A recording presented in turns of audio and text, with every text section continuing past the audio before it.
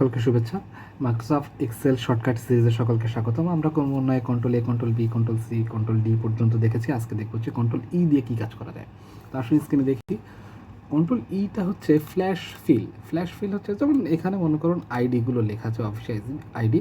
আমি যদি এখানে যেই আইডি নাম্বারের লাস্ট 4 ডিজিট আছে এটা যদি লিখি 2008 এবং আরেকটা বোঝানোর জন্য সহজে 2006, এই দুইটা লেখার পর এই দুইটা সিলেক্ট করে নিচে পর্যন্ত সিলেক্ট করলাম। এবার যদি আমি কন্ট্রোল-E দিই তাহলে দেখুন প্রত্যেকটা আইডির বা প্রত্যেকজন পার্সনের আইডির লাস্টের 4 ডিজিট আমরা এখানে পেয়ে যাব। দেখুন মমিনুল ইসলাম 2016, তাজুল ইসলাম 2004, এভাবে করে করে কিন্তু প্রত্যেকের আইডিগুলো চলে এসেছে। দেখুন এখানে কিন্তু একটা ফ্ল্যাশ ফিল অপশনও অলরেডি চলে এসেছে, একটা কিন্তু আইকন চলে এসেছে যে আমরা চাইলে এখানে কিন্তু ফ্ল্যাশ ফিল আইকনটা চলে এসেছে।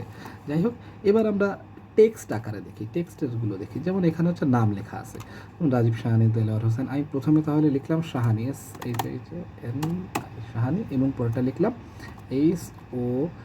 SOSSAIN।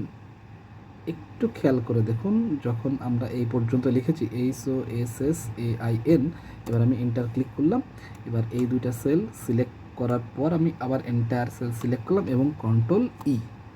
দেখুন প্রত্যেকের নামের দ্বিতীয় অংশগুলো কিন্তু এখানে চলে এসেছে। জেসমিন, লোপা, কাফিল মাহমুদ, মৃত্যুঞ্জয় কুমার, এমডি সেলিম, এমডি আব্দুল হাই, এরকম কিন্তু প্রত্যেকের নাম চলে এসেছে। তাহলে কিন্তু আপনারা সহজে শিখে গেলেন যে ফ্ল্যাশ ফিল কী করে করতে। ফ্ল্যাশ ফিলের শর্টকাট হচ্ছে কন্ট্রোল-E।